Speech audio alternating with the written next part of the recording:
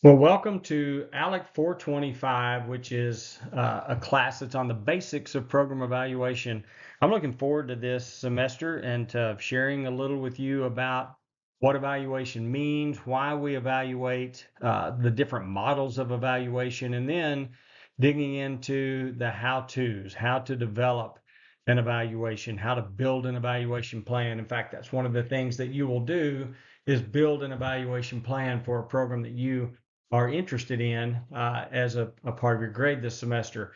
So I want you to think of evaluation as something that's practical. It's not something that is only done by high-level researchers. It's something that we do each and every day when we make decisions.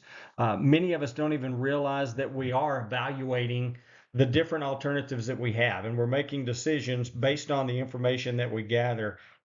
When we talk about program evaluation, it's that simple, yet it can be complex at the same time. So we're taking those kinds of simple decisions and putting them together to make a decision about a program or about something that we're doing. So let's dig in and talk a little about evaluation. This is just an overview. We'll talk about some models, we'll talk about some definitions, but we will go much more in depth about each of those over the next coming weeks related to some of our in-depth study on evaluation. So, today I want us to understand the importance and the need for comprehensive evaluation. In other words, why would we do this? Why would we put forth the time and the effort to do an evaluation? Why would it be important? Understand the evaluation and data collection strategy. So, it's something that does need to be thought through, and it does need to be systematic in terms of the way we gather and analyze data related to an educational program, and then some tips on how we conduct evaluation programs. In addition, we'll look at some models. So hopefully this will give you at least an introduction, and you'll begin to understand what we're going to do this semester as we dig more in depth week by week into. The first thing we need to do, though, is we need to look at a couple of definitions. First and foremost, what's a program? We use that term a lot, and it's something that often is misused, and we use a program to really define an activity. So we say that I went to a program tonight, I went to an educational program tonight, or I went to an educational program this afternoon. Really, you went to an educational activity that hopefully is part of a program. So a program is a comprehensive set of activities, events, and experiences that lead to intended results. That last phrase is very, very important. So a program is designed from the beginning with end results in mind. As we begin to lay out what a program looks like, we have an entire course that looks at how we develop programs in 441, ALEC 441, and then a graduate level course, ALEC 631, that digs into this one definition entirely. So at the beginning, we lay out what we want to see at the end. We have intended results, and then we back up from there and we plan out what those educational activities and events and experiences would be to help us get to those intended results. And a program is never a single activity. That's an activity. We just hope that when we have an activity, it's part of a larger program.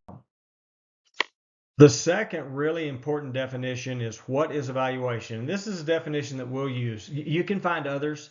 If you go Google or go look in other textbooks, you can find other definitions of evaluation. I think this one is pretty accurate for what we do in program evaluation, particularly within extension educational programming. It's a systematic approach to assess the design, implementation, and utility of programs. So let's break that down a little bit. First and foremost, the word systematic means we don't just wake up one morning and decide, hey, let's go evaluate a program. No, this is something that's laid out very, very clearly with steps that are clearly identified to move us from start to finish in the evaluation, and it's implemented very systematically in terms of the way we collect data, we analyze data, we report data to stakeholders. All those steps are very systematic. What we're trying to do is not only look at the end result, which would be the utility or the usefulness of a program, we want to look at the design of the program. Was the program designed appropriately to meet the target audience? Did it have the chance of success in the beginning because it was designed right. We want to look at the implementation. As the program was being taught, was it taught appropriately? Or did we have somebody that was teaching at a level way too high for the target audience, way too low for the target audience, or just a teacher that wasn't effective in terms of delivering the educational materials? If any of those things are not where we want them to be, then the implementation phase of the program is going to fail. And at the end, you're going to find out that the program was not useful, that it was not successful. So you're going to evaluate all three phases of program development: design, implementation, and utility, in order to determine the success and the utility of a program. Many times we'll look at some of the whys we evaluate, but this will tell us whether this is a program we might want to continue, or is it something that we need to change, or is it something we need to scrap and start over. So that's a whole lot of what the purpose of an evaluation is all about. Evaluation is not research, okay? So there are certain types of evaluation that approach that line of crossing over into a research type activity. But in general, an evaluation is done simply to determine the worth or value, in other words, the utility of a program. That's what an evaluation is done for. Research is done so that we can make an inference about the cause and effect relationship.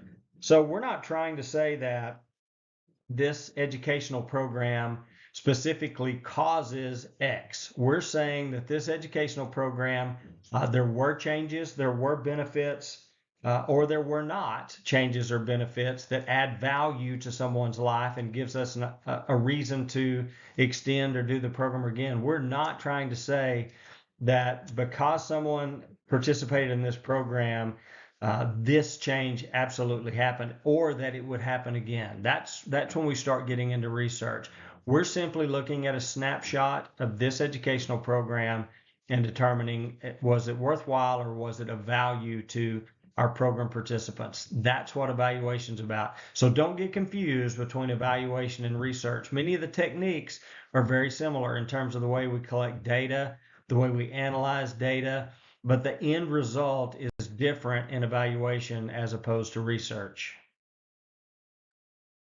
So again, let's talk about why we evaluate, okay? Number one, we want to know if a program's effective, plain and simple. Someone, somewhere along the way, has invested time and resources and energy into developing and implementing and monitoring this program. So was it effective? Is it something that's worth doing again? Is there a reason to modify the program? Is something happening that isn't working exactly according to the plan that was laid out? Remember, when we talked about what a program is a series of events, activities, and experiences that lead to intended results. So there's a very specific plan for that program. One of the things we're evaluating in the implementation phase is this program being delivered according to plan? Okay. It's no different than if you're in athletics, there's a game plan, okay? And at some point during that game, and actually pretty much constantly in whatever sport we're looking at, the coaches on the coaching staff are looking at the results on the field or on the court and saying, are we implementing our game plans? What's going wrong here? Something's not working. Did we have a bad plan? Or are we not implementing the plan appropriately? It's no different in program evaluation. We want to know whether there's something that needs to be changed and modified. If you wait till the end of the game to determine that something wasn't implemented according to plan, you're probably not going to like the results on the scoreboard. The same can be said about an educational program. If you wait until the end to begin to evaluate and you look up and your program's almost over, and then you try to evaluate it, well, you're not going to like what your program participants tell you. They're going to tell you your program wasn't effective. So think about it from a game plan standpoint. We're trying to monitor as we go through the implementation of the plan and make sure that we're implementing according to that plan. Okay. Sometimes it leads to new efforts. We'll find in an evaluation that this was a really good start. Our participants would like to go deeper. or there's another subject that's closely related that they have a strong interest in. So it might lead us to another effort or another offering of an educational program that could benefit clientele. So that's one of the reasons that we would evaluate. And then, the last one's not the positive, but it can be. We still want to know if something's not working, we don't want to waste our time, our resources, and our effort on it. So sometimes we evaluate so that we can learn that we need to quit doing something that's not working. Okay, so those are the primary reasons that we evaluate educational programs. So here's some models of evaluation that we'll look at more in depth as we go through the class, and we'll split these up over the next couple of weeks and look more in depth. Rossi and Freeman's levels of evaluation, and I'm going to give you a snapshot of it today. Kirkpatrick's levels of evaluate or levels of evidence is the term that Kirkpatrick used. Rockwell and Bennett have a model that they call the TOPS model. The logic model is a very common, it's not really an evaluation model, it's really a program development model, but evaluation is very inherent in the logic model. The same could be said about the Texas Extension Program Development Model, which is, again, not an actual evaluation model, but evaluation is so inherent and so built into that model that it is central to it. So we'll look specifically at these 5 models. As we go over the next couple of weeks, again, we'll dive into those deeper so that you have a deeper understanding of what those models are all about. Okay, the first model that we'll look at is Rossi and Freeman's levels of evaluation. One of my favorite models, and the extension program development model that I was the author of is actually based pretty strongly on Rossi and Freeman. So this is one that I believe in and have utilized a lot. It has 4 levels that are identified, and it's based on assessing a program from start to finish. So like we talked about, assessing all phases of the program development model. And we'll look specifically at what those are, and then get much more in depth about this as we go into. So the first level that we look at with Rossi and Freeman is the program conceptualization and design. That's the program planning phase. This is where we analyze those things that we talked about. Is the program planned in a way that it has a chance to be successful? Is it aimed at the right target audience? Are the teaching methods appropriate, et cetera, et cetera, et cetera? So we're going to look at that from the design standpoint and determine, was it planned correctly? Does it have a chance of being successful? And if not, we can make changes before we get too far into it. Program monitoring, that's that game time monitoring that I talked about. So it's as the game is being played, as the program is being implemented, we're evaluating. Are we following the plan that we laid out? Is the plan working? And if not, why not? And those are things that we can change before we get to the end of the 4th quarter and realize, well, this didn't work. So we have a problem. Okay. Impact outcome evaluation, that's where we get to the end of the program. We've done the evaluations through the planning and implementation phase. Now we get to the end of the program and we analyze the program overall to see what the outcomes were and to see what changes were made or what impact we had on clientele. And then finally is cost evaluation. That's the highest level of evaluation in Rossi and Freeman. And basically, we're just looking here at what's the return on investment? Is this something that we would do again? Was it worth the time and the effort, the financial resources that we invested into this particular program, that there was enough benefit to clientele to justify the cost and the time and the effort that went into this program? Okay, Kirkpatrick's levels of evidence is also a 4-level model, a little bit different though, and comes at it from a little bit different aspect. The extension model that I talk about, that you heard me talk about a good bit, it also includes Kirkpatrick. So both Rossi and Freeman and Kirkpatrick are very, very evident in a model that we consider to be more of an overall model, which is our extension model. So the 4 levels build on each other. The one level builds on the previous level, and the evaluation gets more precise as you move from the lower levels to the higher levels of Kirkpatrick. Okay, so level 1 is reaction. That's basically just saying we're gonna do an evaluation and we're going to determine, are people, are they satisfied? Are they pleased with what they're seeing so far? Kind of sounds like this is that game time evaluation, doesn't it? As you think about it, this is we're going to evaluate as we begin to implement, and we're going to determine, are our participants satisfied? Is it what they expected in terms of the way the program's being delivered? If not, we can make changes. Level two is we're going to look at what they're learning. Okay, so it's an evaluation that simply looks at a change in educational level or knowledge on a particular subject of our program participants. Okay, and we'll get way more in depth about this, but that's pretty simple to do. Okay, you can measure and figure out pretty quickly. I will do this through weekly quizzes with you. We'll figure out pretty quickly, are we teaching at the proper level? Are students grasping the information? Okay, it's just that simple. Is it something that they're picking up? Level three gets a little bit more difficult. This is a change in behavior. So this is where, when you think about the definition of a program being a series of events and activities, this is where it becomes absolutely critical that a program is not a single activity, because you cannot have a behavior change from a single activity. It's just not going to happen. You can increase somebody's knowledge. Somebody can learn something from coming to one event or activity, but they're not likely to change their behavior. That's going to be over a series of events and activities. They have to learn something before they begin to make the decision to change a behavior. Then there are steps between learning why it might be important, and learning how to change the behavior, and learning how to maintain that change in behavior. So that's a longer term process. And then results, again, that's the impact of the educational program. That's typically measured at the end, and it's a combination of, so because they learned X, they changed behavior Y, and it led to the result Z. Okay, so you're going to have a cumulative effect at the end, which is level four, looking at the results of the educational program.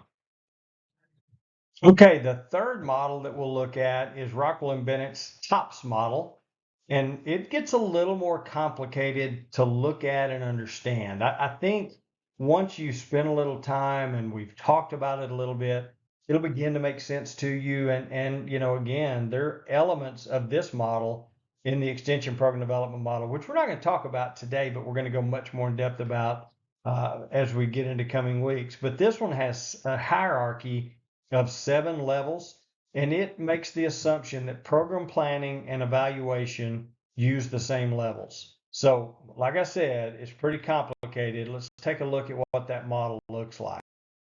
So here's the model. Again, not the most clear when you first take a look at it, but basically start on the left-hand side in the blue, and it says, let's identify the conditions. Okay, so step number one is to identify the social, economic, and environmental conditions that exist. Okay, that's where we're going to identify what we want to see, or what we currently have. And then over on the right side in the green, what are the outcomes that we want to see happen? So here's where we are today. When we get to the very end, these are the outcomes that we would like to see. So maybe it's, today we have a high level of juvenile crime. That's the condition that exists today. Over on the right side, the intended outcome would be, maybe it's a 25% reduction in juvenile crime convictions, or maybe it's something to do with school behavior issues, whatever it might be. We'll identify what those outcomes are. Those go over on the right side. So then, as you work your way down the left side, you identify what the practices are that need to be implemented. You identify what the CASA. Okay, we'll hear talk about that term some. CASA is knowledge, attitude, skills, and aspirations. Okay, and those are from lowest to highest in terms of how they can be achieved. You have to increase knowledge before you can change someone's attitude, before they're willing to learn a skill, before they'll change or have an aspiration to change a behavior. So CASA is in the order that you would work through from an evaluation standpoint. Then you have you measure the reactions of participants, just like we talked about. You measure their participation. Are they coming to events and activities? You continue to have activities. You measure the resources that you're implementing. Then after you get on the right side, that's as you're planning the program. As you get on the right side, the first thing you're going to do is start utilizing resources. Then you're going to have activities. You're going to conduct activities. You're going to see people come and participate. You're going to measure their satisfaction. We're going to begin to measure their knowledge, attitude, skills, and aspirations or adoption. You'll see the A utilized in different ways. You'll see have they changed their practices, and does that lead to our intended outcomes? Then across the top, you see feedback. So feedback is as we have evaluated what needs to be changed, what feedback did we get that would indicate we need to change something with this program. We take that right back across the top of the model and we put it into our plan on the left-hand side again, then we implement again. So that it's a circular model, and that's what I really like about Rockwell and Bennett's is it's circular. In other words, when we get to the end and we measure the outcomes, oftentimes that's going to lead to additional programs or changed or modified programs that we go right back over to the left side and we plan and implement again. So I like this model from that aspect. Again, you're probably going to, excuse me, spend a little bit of time looking at the model to begin to understand what it really means and how it fits and how it might be implemented. Okay, and the final model that we'll talk about today, true model, is the logic model. This is one that if any of you ever have an opportunity to do any grants, USDA grants, National Science Foundation grants, etc., they're almost all require a logic model. Okay, so it's important that you learn a little about what a logic model is. If you think that educational programming or being involved with a nonprofit or anything like that might be in your future public school educator where you might be developing grants, you're probably going to have to develop a logic model to go along with almost any grant application. It looks at a sequence of actions and describes what a program is and what it will do, and it looks at the major components of a program. So uh, it again is not a true evaluation model, but it's more of a program development model that inherently has evaluation as a part of it. So as you look at the model, the thing that I probably dislike about the model is that it's very linear. Okay, I'm more of a circular model person. I like a model that doesn't seem to get to the end and you're at the end, but at least you can see we've added one little arrow on the far right that indicates that when you get here, you can start over. So I think that's good, but you kind of work left to right in the logic model. So first thing you do is you identify the situation. You know, what is it that we're trying to deal with? What are our priorities surrounding this? And then what are our intended outcomes? That's in that light blue arrow where you identify what the intended outcomes are. Then you look at what do we have to put into this program in terms of input, staff and volunteers and time and equipment and technology, etc. The outputs are the activities, events, and experiences that make up the program. And you'll see there's not a single activity in there. Okay, it's a whole menu of events and activities that you would select from, but it's going to be a series. Participation, who are we going to reach? Who are our clients? What agencies are we working with? Who are our customers? Are we going to measure their satisfaction? You see satisfaction listed specifically there. Then there's three levels of outcome: short term, medium term, and long term. Okay, and if you think back uh, to earlier models, okay, short term, the first thing you see there is learning. Did I mention that we can teach learning in a one shot kind of a deal? Can there be a learning change? Absolutely. I can teach somebody, uh, you know, some very specific fact in a one-time event and activity. Doesn't mean they'll remember it for very long, but it can be taught and it can be measured in a very short amount of time. So things like learning and awareness, I can make you more aware of an issue if you come to a town hall meeting. You can become more aware of an issue. That doesn't mean we're going to change that issue, or we're going to make a difference in the community, but you can become more aware of an issue just by coming to a single event or activity. So learning, awareness, knowledge, attitudes, some skills, some opinions can be changed fairly short term, okay? Medium term is where there's action. So that means that you've taken what you learned, your attitude has changed, you picked up a skill, your opinion about this has changed, and you become convinced that you need to take action. You need to change something. Maybe it's a new skill that you've not done before. Maybe it's a change in a behavior that you have. Maybe you've decided that you're going to eat more healthy. You're going to increase your exercise level, whatever it might be. If it's ag related, maybe you see a new technology and you've been convinced that that's something that can benefit you in an ag production setting. So you've decided that you're going to pick this practice up and you're going to learn it. So we've taught you and we've changed your opinion. Now you decided that you're going to take action. Then the long term is the so what. Because you did that, because you changed your behavior or you picked up that best practice, what's the long term social, economic, civic, or environmental impact? And usually it's going to be one, maybe a couple of those conditions that are changed. We're not going to change them all.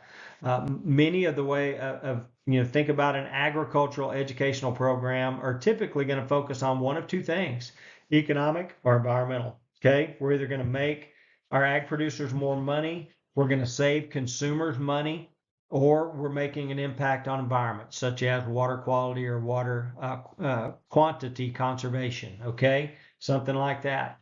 If we're dealing with something that's maybe related to juvenile crime or truancy in schools, then we're probably talking about primarily two things: social and civic. Could be environmental though, and I mean could be economic in there as well, right? Because there is a cost to juvenile crime and having to deal with that. So usually not going to hit on all four, but a couple of those long-term indicators are kind of what we're looking at. Then you go across the bottom, there's three boxes. So there's assumptions. We're making assumptions that those inputs are going to be available, okay? That we're going to have staff, we're going to have time, we're going to have money and volunteers, etc.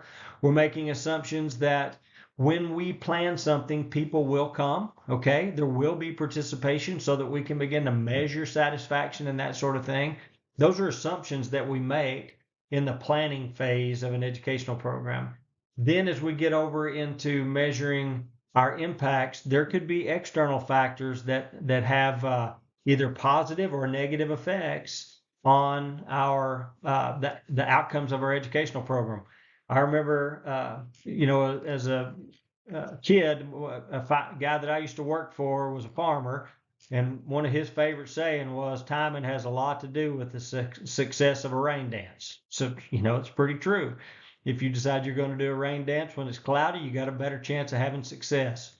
What that means is there's environmental factors we have no control over. Okay, so there are things that could impact someone's final outcome that has nothing to do with our educational program. So we've got to be able to identify those and then measure what the true impact of our program was. That's what evaluation, that's where we start getting into looking at net effect. And we're getting way deeper today than we probably need to, because we're going to get into that as we go through the semester.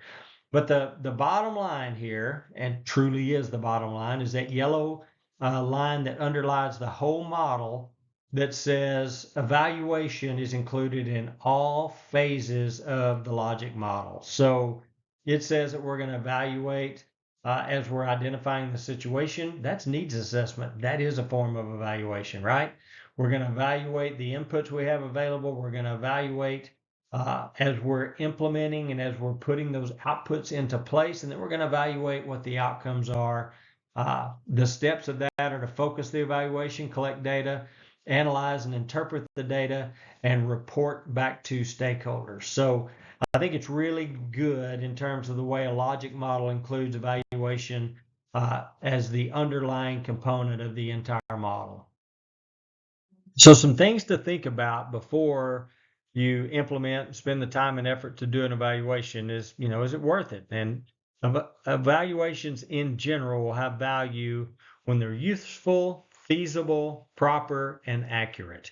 So those are 4 measures, and you need to meet all of them in order to determine that it is indeed appropriate to do an evaluation for this particular program.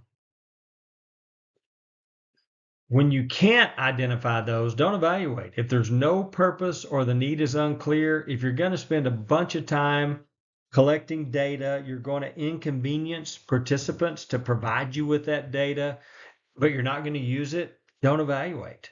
And almost all one-time programs are not usually appropriate to evaluate. Occasionally, you might do a test, right, to see if there was a knowledge gain. But if it's a one-time program, it's probably you're not going to redo it. Okay, it's not you're not trying to determine if this is a program that should be continued. You're not going to change it. It's a one-time program, so there's not going to be a change. So it's very seldom that it would be appropriate to evaluate a one-time program unless you truly realize or truly believe that there was a knowledge change or an increase in knowledge. Then it might be appropriate to evaluate a one-time program. Okay, let's go through some considerations as you're putting together an evaluation and things that, again, that we'll spend more time on through the semester and you'll hear more about as we get into other lessons. Some 2 measures that are very important are validity, which is the accuracy of the measure. In other words, does the measure truly evaluate what's being taught? Okay, so we say that we're going to increase knowledge related to beef cattle production, but the educational program is talking about sheep and goat production. Well, we got an inaccurate measure. We're not even measuring the right thing. Okay, so it's not a valid evaluation if we're not measuring what's being taught. If they don't align perfectly, then we have an invalid evaluation. So we want to have a high level of validity. Reliability says that if we did this same program with another group of individuals and we used this evaluation, it would measure roughly the same thing. In other words, we could continue to use this evaluation for this program over and over again, and it would be consistent in terms of the way that it measures the change of our target audience. That's reliability. That says that the evaluation instrument that we have is very reliable. You want both of those to be high to make sure that we have quality results. So high validity, high reliability. Okay, there's a couple of types of data. We'll spend a lot of time looking at both of these. There's quantitative data. Think about quantitative as in you can count, something that you can count. That's numbers, very objective, okay? 3 is more than 1. Nobody can argue with that. Well, you can argue, but you're not going to win. That's a very objective measure, okay? Quantitative. Qualitative is words, it's feelings, it's perceptions. So that's more subjective. In other words, 2 of you in the class, I could send you out to do a qualitative evaluation of a program where you go out with basically the same types of questions and talk to the same target audience, the same participants. You might come back with slightly different results because of the way you interpret what was said. Okay, so you have to be very careful with qualitative and how you report that, but you do want both. Okay, so a good evaluation is going to have some quantitative and some qualitative results. Just know that quantitative is very objective, qualitative can be much more subjective, and we have to be careful with how we utilize and how we interpret qualitative. Okay, you'll hear us talk about anonymous versus confidential in terms of how you gather your data. If you're doing surveys, is it going to be anonymous? In other words, there is no chance that you could identify where the feedback on this particular survey came from. There's no identifier of any kind. Confidential has identifiers, but they're not disclosed. So it might be, the researcher would know that who it is based on whatever the identifier is. Maybe it's the last 4 numbers of your telephone number, right? So it would be very difficult for someone who wasn't intimate with the evaluation list, the participant list, to ever figure out who made those comments. So it's very confidential, but there are identifiers so that if there needed to be further follow-up, the program evaluator could follow up with that individual to get further information if needed. Know that the protection of human subjects is covered by federal laws.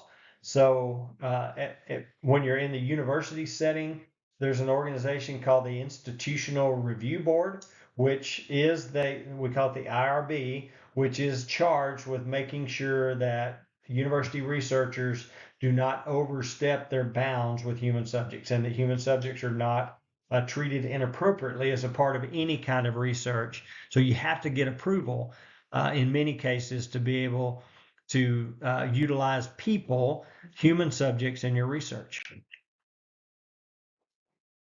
Okay, there can be a census or a sample in terms of the way that you gather your data. If your program has 35 people, it's a series of educational events or a series of activities that have basically the same class from start to finish, and you have almost the same people in every single time. You're gonna use a census.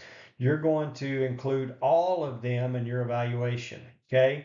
But if you have a really, really large target audience and you're using mass media, you're using website, and you're reaching a large number of people that are more difficult to identify exactly who all is in your audience, then a sample may be the way that you go in terms of developing an evaluation. There's different kinds of samples. There's a random sample, and you're going to need to know this definition, but random means that every single person in the population has the exact same chance of being selected. It's truly random.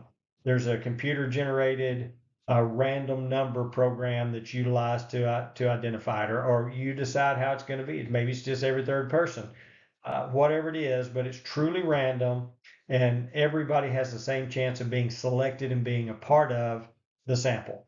Then there's non-random samples, samples of convenience. You're going to stand outside the AGLS building on Tuesday mornings from 8 to 8:30, or from 9:10 to 9:40 as people are coming out of their first class, and you're going to hand out surveys to people as they come out of the backside of the AGLS building. Well, that's not really random, because there's there's a small percentage of the population, which is college students, that are coming out of AGLS on Tuesday mornings at 9:10, right? But it's convenient because that's the time that you have available. You're still going to reach some of your target audience, which is college students, but it's not a truly random sample. It's a sample of convenience.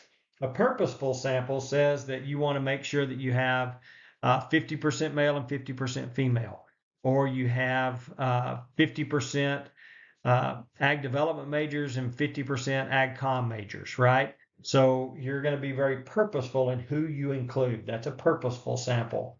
A snowball sample would be, I'm going to hand these surveys to the first 30 people I see, and I'm going to ask them to identify additional people to be a part of our sample. So I'm going to give each one of them 3 surveys and ask them to help me by handing out the additional 2. So your sample grows as your initial population takes those surveys, or takes that invitation to participate in the sample beyond the 30 that you initially interacted with. Okay, that's a snowball sample. Let's look quickly at some data collection methods. So surveys and questionnaires, by far, the most common method to gather information for an evaluation. Okay, so and surveys and questionnaires are pretty broad. It can be a true survey, it can be a test, a pre and post test, a post only test. Okay, it can be pretty simple, or it can be really complex. It can be a face to face, it can be mail, it can be phone, it can be electronic. the thing that it has to be is it has to be representative of your target audience. You have to make sure that whoever you're sharing the survey with is in your target audience or participants in your program that you're evaluating. You want to have response rates of at least 50%. That's a number you're going to want to remember, because this is where it can get difficult if you've got a large population and you're trying to get 50% response rate. That can be pretty difficult to do. Okay, and we're asking participants to self-report data. It's pretty low cost. Okay, pretty cheap way to gather data. It really is based on the numbers that you have, but it's not an expensive way. It can be overused though. People can get survey fatigue by being asked to participate in surveys too often. I don't know about you, but when I'm checking out at Whataburger and they hand me my receipt and say there's a link to a survey on here, if you wouldn't mind going and filling it out, I'm not very good about doing that. And I think that's if they had to have 50% response rate, they would be sorely disappointed, because I'd be surprised if they get more than 3 or 4% response rate. So we get tired of being asked to participate in surveys. So just be careful with that one. Okay. Surveys, to be effective, need to be short. The shorter the better, but you have to get the information that you need.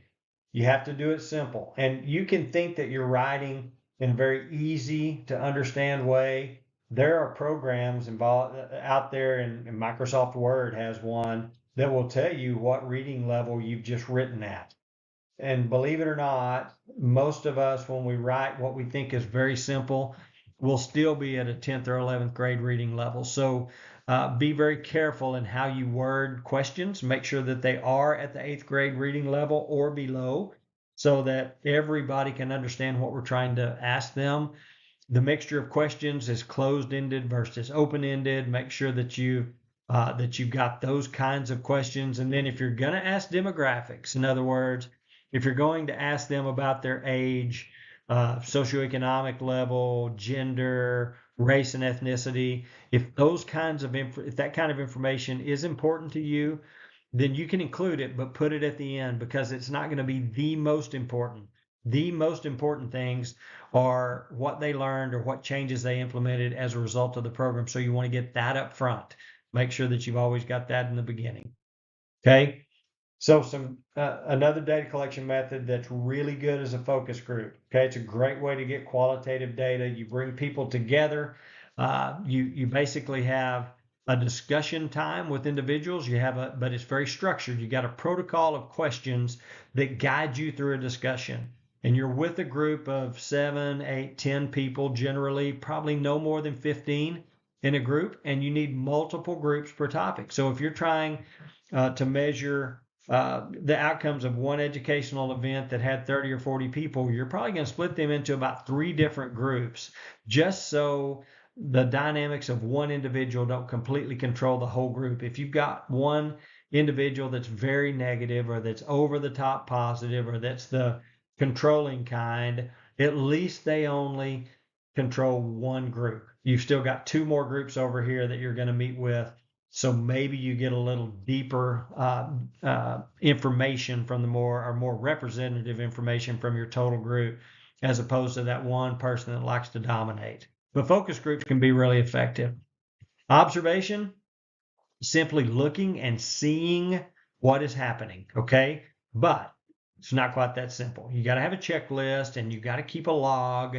And make sure that that you're looking for the same things with each individual that you're observing.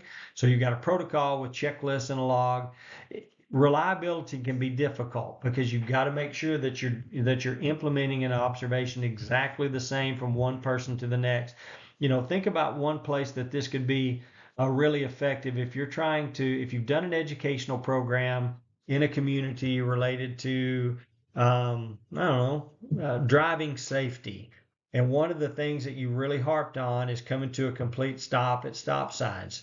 There's no better way to measure that than observation. And you could put evaluators in various locations around town to set and keep a log of individuals that came to a complete stop, individuals that almost came to a complete stop but rolled through, individuals that rolled through at a fairly at a little higher rate of speed, and then individuals just flew through a stop sign, right? So you could do that over time and see, uh, or is your educational program or your awareness program having any effect? There's probably no better way to do that than observation if that happened to be your educational program. So it's an underused strategy, but one that might fit in some evaluation efforts that you're conducting. Record reviews, simplest, easiest, most cost efficient way to look at data, and it's data that already exists, okay? So it's basically going to the courthouse and looking at records and data in the courthouse. Or in today's time, it's much more likely that you just go online and you find data. But again, you need a protocol so that if you're pulling data, you're pulling the same kinds of data for each group of people that you're evaluating, and then making sure that the records that you pull are complete. But other than your time and your internet connection, or maybe a few hours of going to the library, the courthouse, this is a really, really cheap way to pull some data. Doesn't fit with all programs, but when we're thinking about needs assessments, it's a great way to look and to identify what an issue, what the impacts of an issue are, and maybe a little bit of history about where it came from and has that issue grown over time. So needs assessments, this is a really good method of data collection. And then physical evidence is probably the most quantitative and the most objective way to measure data. And it's something that we can count, weigh, or measure. Okay, so if we say that one of our programs is dealing with type 2 diabetes, and we say that our participants are going to have a reduction in their A1C levels, uh, that's something that we can certainly measure. Okay, we can definitely have them at the start of the program report their A1C level, and during the program we can have them report A1C levels, and at the end of the program and maybe 6-month follow-up report what their A1C levels are. That's pretty easy to look at that and say, yeah, this program worked. We had an impact on someone's health, right? Think of many of our agricultural evaluations where we're trying to increase production in beef cattle, or we're trying to increase the yield in corn because of some practice, right? So there's a lot of ways that a lot of things that we can do that can be physically counted, whether it's products or commodities or specimens or whatever, and can be weighed and counted and determine if something was effective. Okay, so who does all this work? Typically, you, as a program evaluator or as the program person, you're the one that's going to do it. Very seldom do we build in enough budget to pay someone to do the evaluation. Okay, so it would be really nice if we could do that and if we had the resources to do that, but usually it's program developer that does the evaluation. So that's why it's important that they understand evaluation, that they've had some training. If this is something that you might do, that you've had some training and evaluation. I think it's really important that you know at least some basics so that you can be a reliable evaluator. Sometimes it's not good for us, if we're the ones that are implementing the program or planning the program, to be the one in charge of evaluating it, because there could be bias. We want our programs to be successful. So we have to be very cautious and take all the safeguards and make sure they're all in place in terms of the way we collect and analyze data, so that we can eliminate as much bias as we possibly can. And we do that by having checklists and logs and protocols to make sure that that we do things according to plan and we measure according to plan, so that bias is pretty much eliminated from our final evaluation. So that's a quick look at some of the things I wanted to cover today. Again, we're going to get much more in depth about how what the models look like to begin with, and how those models are implemented over the next couple of weeks. Then we'll get into kind of a step-by-step implementation of evaluation, so that you can begin to build your evaluation plan. There'll be a quiz on this module that will be made available to you, and you have until Friday of week 2 to get that done, to get the quiz implemented, or to get the quiz taken and submitted. If you have any questions, if there's anything that's not clear to you, do not hesitate to shoot me an email or reach out to me through Canvas, or my cell phone number is on the syllabus. You can shoot me a text, or give me a call if we need to talk about something. I want you to understand as we go through this semester what evaluation is all about. I don't want anybody to get behind. I want to make sure that everybody's uh, keeping up with the basic content, and that we're all having success in the class. That's always my goal. So hope everybody has a good evening or the rest of the day, and we'll be talking to you again soon. Thanks and giggle.